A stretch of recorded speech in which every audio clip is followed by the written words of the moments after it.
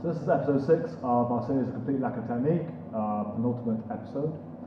So today we're going to be looking at something we've used in our gym for a while, is the idea of how to hold open guard. So everyone has a rough idea of what open guard should look like, but there's not many places I've been to where it's actively trained, just being able to hold open guard.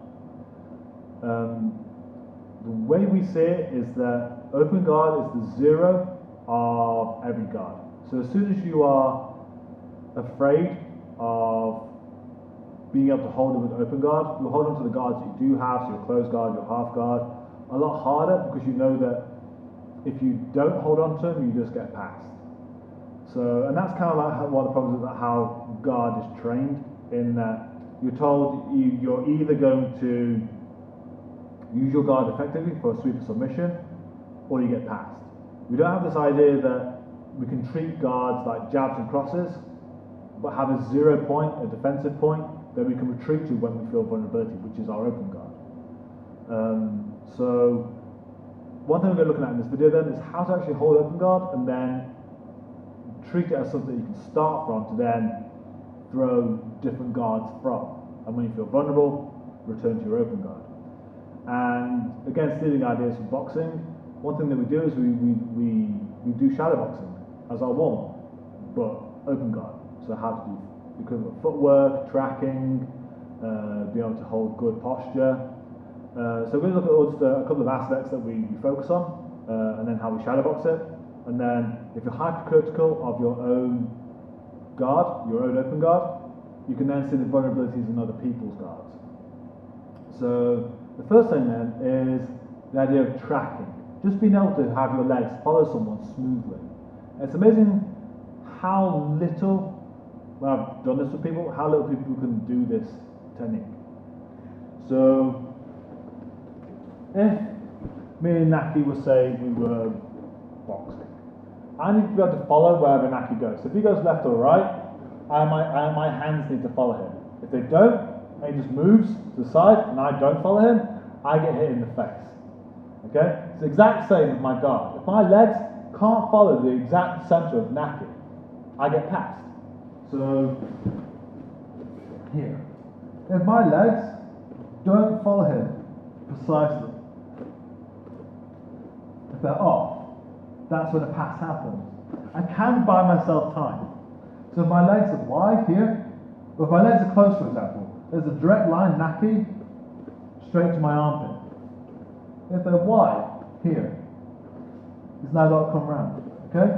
So the difference between this and this can be an extra few milliseconds between getting past. So if he now tries to go around, I can block and go straight back to tracking again. Here. If they're close, I don't have that time.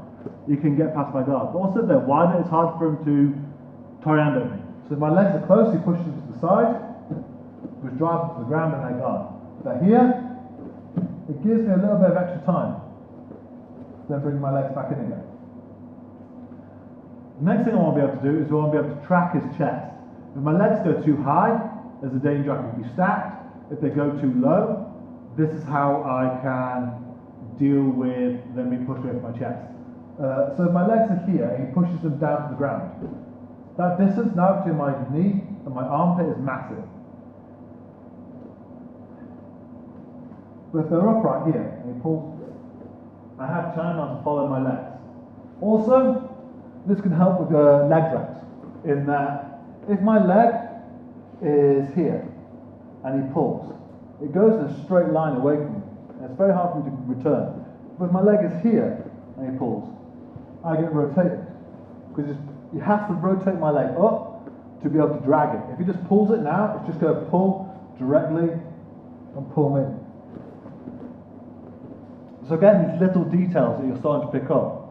The difference between having wide legs or slightly narrow legs. The difference between having a horizontal thigh and a vertical thigh. So if I see someone with an open guard like this, there are already two factors I can make the most out of. Drags and side passes. And if their tracking's off, that's just so much fun for me. but it's very, very difficult to see if you're not used to look at these details. The next part there is if he tries to stack me, if my legs go too high. If there's a bend in my spine, where my neck, I can get stacked. But if I line my spine into the floor, it gives me an extra bit of time to shoulder walk away and re-establish a guard. The same can be said if I do a lot of inversion work. In that, if I stack up onto my own neck, this happens. But if I can align my spine to the floor, I can still try and pass my guard. Try and stack me. I'm not a flexible person, but I'm absolutely fine here. It just gives me a bit of extra time away from being stacked, if I can just keep my spine and my neck aligned. The last thing then is, again, the idea from wrestling and combat sports and boxing and Thai boxing, is the idea of keeping the inside tracking someone. So, like in wrestling, I want to be able to control the inside of the arms. In Thai, I want to be able to control the inside of the neck. The same can be said when I'm playing open guard. I want my legs on the inside. So with my knees wide and my feet close. If you can get the inside of my legs, now you can control them. But if I can keep my feet on the inside against his biceps,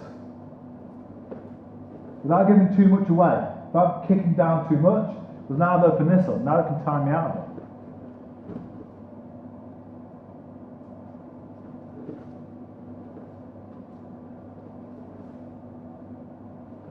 It makes it a lot harder for him to pass. I can just, if he does try and do for some sort of pass, I keep my foot on his bicep, it's now a lot harder for him to get around, and now I can return. The last one I'll get asked then, because these knees are wide, is what about knee slices? If my knee touches the floor, that's when a knee slice is more likely to happen. So, knee slice.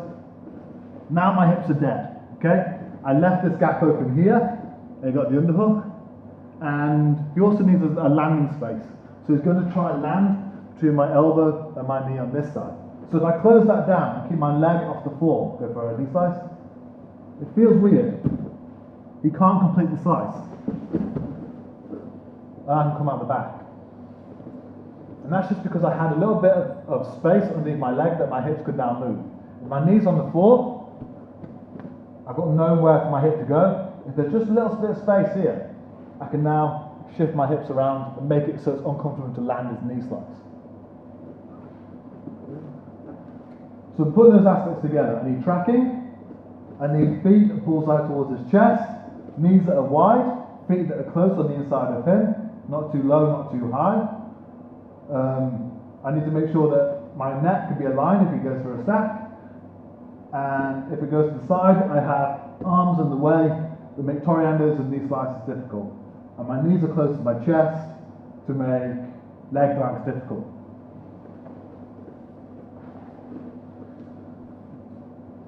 So I need to be able to drill this. And to make my posture better for guard, I need to have my hips off the floor. Again, it's equivalent of in boxing, just in having my hands up, my hands just dropped. As you can see from this side profile, if I have my hips on the floor, it's very hard for me to get my knee close to my chest. There's this huge landing space. It's very hard for me to get my leg horizontal here. Now look, that's way better. So if I see someone moving with their hips on the floor here, even though their legs pointing up, I can see that massive space. And then as soon as they start to have close knees, it's just a guard waiting to be passed. Here, I'll be able to hold it. It's tiring. Work on it. But it makes guard a heck of a lot harder to pass. So one thing we do then to improve this is that I do shadow boxing at the beginning of every class, of everyone getting down and being hypercritical of all these little details. So watching their feet, being able to track where their feet are going. So just on my own, being able to just go left and right, and then with a partner, just be able to track them. And have them feed back if my tracking is off, or my feet go a bit high or a bit low. Because now, from me doing that, especially if he vocalizes it, it's him picking up all these little details to pass my guard. Which then, when it actually comes to sparring, he's going to see these details. He's going to be able to see if he moves from side to side, my tracking is off, or my hips hit the floor, if my legs get a bit too close, or if my feet go a bit too high, a bit too low. He'll be able to chain these reactions together to get its guard pass. And again, we covered it in a different session. The guard pass is just getting part of you between their knees and their armpits, and adding the rest of you until your whole body is there. Just getting past the legs. And that's why I say you should be able to hold a good open guard. Because if I go for like a deli heaver, like a short deli heaver, here, and I get destroyed, it doesn't matter. Okay? If I go for any sort of guard, I can play here. If I lose it, it doesn't matter. It's only when we have these super long guards that things start to fall apart. Like if I was to play, even like this is how we've looked at a lot if Naki is on the standing, but what if he was on the floor? So say if I had half guard here. That does not make sense anymore. Okay? Having that kind of distance between my knee and my armpit, and this one here. Okay? Naki just puts his knee in here and shoots out of the space. I'm going to get past at some point now. It's very hard for me to fight out of this. But if I close down that now, okay, I can fight from here. I can fight for the inside grips. If I lose it, did I lose anything? No. Nothing was lost. Because now he still can't pass. Because I have faith in my open guard. These are just jabs and crosses. Now if he gives me another option as he goes to pass, I've got something else. Until eventually, I get a sweep or the equivalent. Instead of holding on to a long guard and just waiting to be passed, in other words. So try and build this into your jiu-jitsu. Try and build this idea that your open guard is the thing that actually makes all your guards better. Because you can then fail at different guards, chain them together, like combinations of punches. And then as soon as you feel vulnerable, return to this 0 point, this 0 of every guard, and just go to something else and not be passed. So yeah, that was our 6th episode on how to hold open guard. Next episode will be the last one, the final episode, where we'll be looking at tying all these things together about how to defend everything, how to have a simple answer to most of jiu-jitsu. So this is Chris Paines and Naki Arshed, and thank you. Boop.